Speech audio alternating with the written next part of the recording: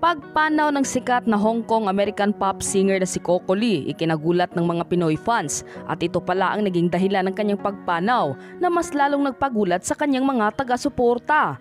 Narito ang buong detalye.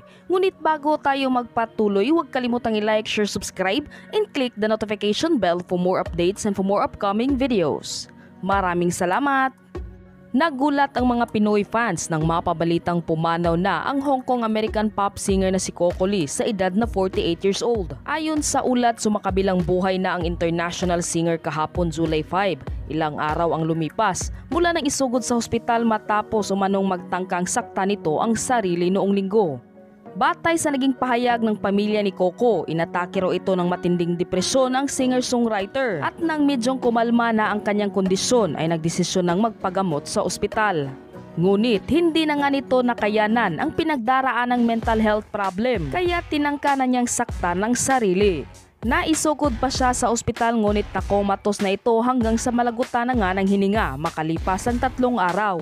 Ayon sa mga kapatid nito, matagal na nitong nilalabanan ng depresyon.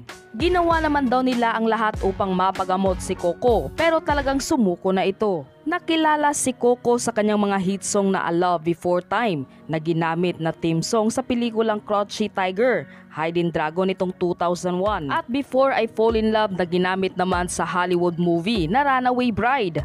Si Coco rin ang kumanta ng Mandarin version ng kantang Reflection, ang theme song ng Disney film sa Moland. Kaya laki ang panghihinayang ng kanyang pamilya sa pagkawala ni Coco, lalo na't ngayong taong 2023, nakatakda ng ipagdiriwang ng singer ang kanyang 30th anniversary nito sa music industry.